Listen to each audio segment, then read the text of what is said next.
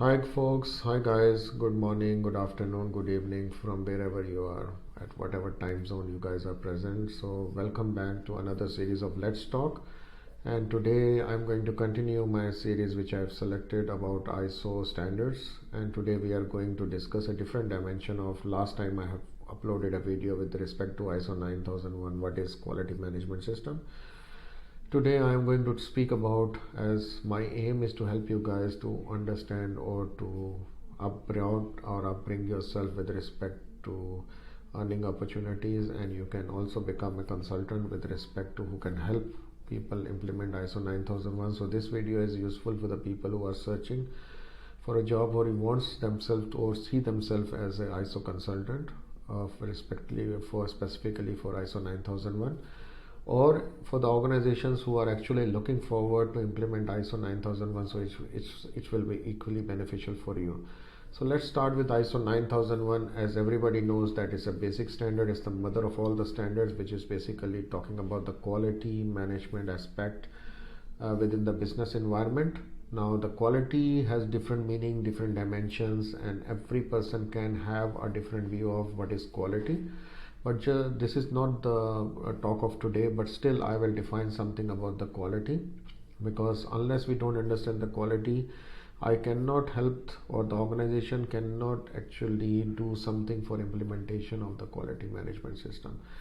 Now basically what is happening is that in the business environment you have business processes like HR, commercial activities, you have the management sitting here who has established that business for their well-being or as an ongoing concern. You will have marketing, you will have warehouse if it is a product oriented business, or you will have some customer services or customer service representatives. You will have an audit department, you can have a performance measurement department or a monitoring department.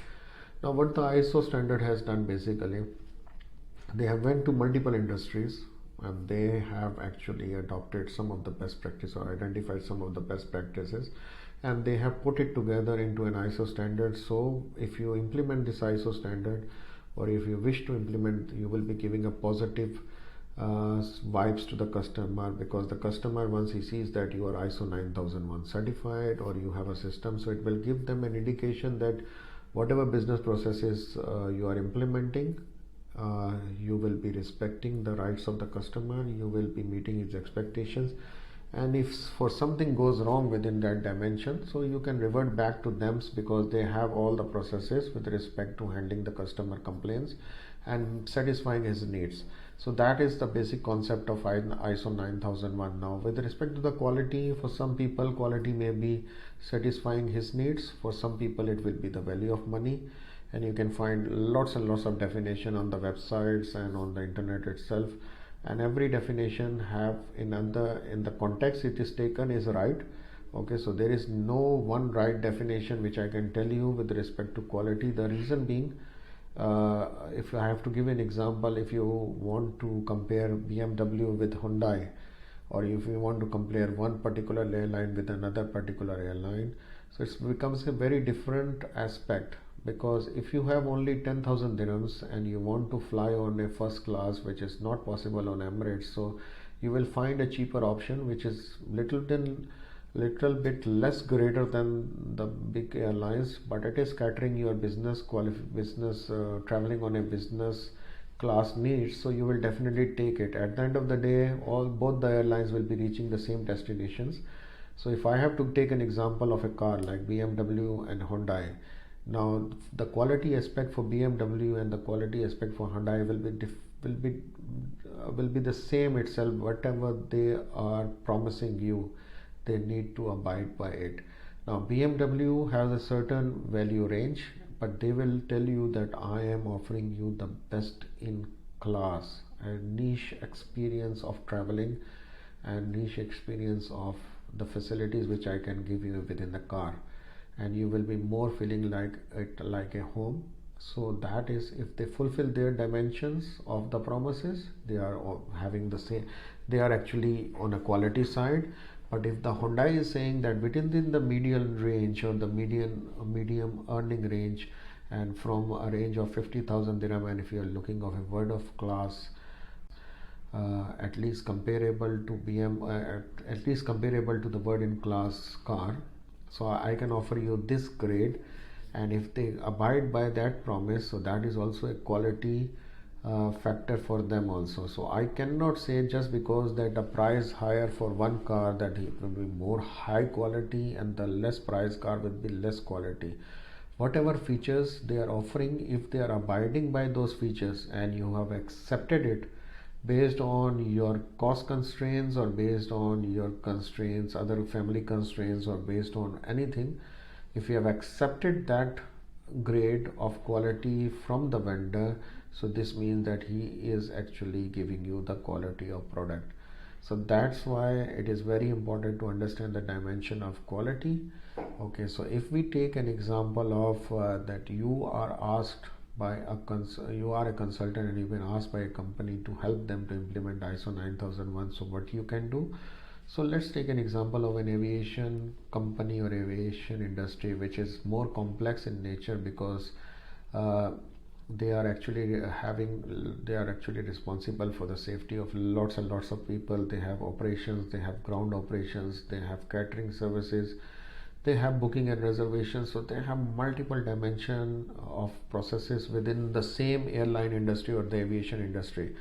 Okay, so now if they want to implement ISO 9001, so it is very primitive for them to understand why they want to implement it, what processes will be in the scope. So if you are working as a consultant, so you need to understand what is the nature of the business, what is their scope they want to implement ISO 9001, because their scope can be limited to some of the processes, or scope can be entirely on the whole organization itself. But we need to understand what are the different components of the business itself before we start tracking them down into designing the quality management systems for them. So if I have to implement it in the aviation industry, so what we will do is that we will have to find out what is the context of the organization, why the organization exists, what is their vision, mission, and what are their critical objectives they wish to operate their organization as an ongoing concern. Because nobody opens a company to close it down, everybody will be opening a company or an organization as an ongoing concern, and by ongoing concern means that it is going to survive and it is going to operate and it is going to continue to operate within the business dimensions. So once we have identified the nature of the business, we understand what is the context of the organization, then we need to find out what it wants to achieve as a business, where they want to see them, what are their objectives with respect to this ongoing concern. And once I am known the objectives, so we can go and understand what are the different expectations of the stakeholders who are interested parties of that organization. And while I am seeing also, I will be seeing if my objective is to achieve a certain level, what are the threats which can stop me from achieving those objectives, whether it is quality, safety objectives, or maybe innovation management system objectives. What are my objectives and what are the factors? And the factors can be internal. My culture of the people may not be supportive, may not be adapting to the change which I am offering them to do, or maybe it's an external environment. Now COVID-19 is an external environment or an external environment threat which is forcing us to work from home and which is halting the whole airline industry. So this is an external threat. Now my duty as a consultant is to understand if this is a threat, what is my risk appetite of the management, how I can do a risk assessment so that I can continue to cater the needs to the whatever extent possible, because I cannot change the regulations. But what I can do is that based on my restriction level, what is the maximum I can do so that I can safeguard all my stakeholders. I can make that business or my business continue to operate as a sustainable ongoing entity. So that is how one clause I have to take and start committing myself, or the organization can start committing itself by implementing the ISO 9001 standard. And I am planning to have a full session on this one, how clause by clause you may be implementing an ISO 9001 standard within the organization, or there will be another session with respect to how a consultant can start approaching implementation of an ISO 9001 standard. So I will request you guys to stay tuned up for more updates on this one, and then I will have a separate video if an organization wants to implement 10 standards as one integrated management strategy.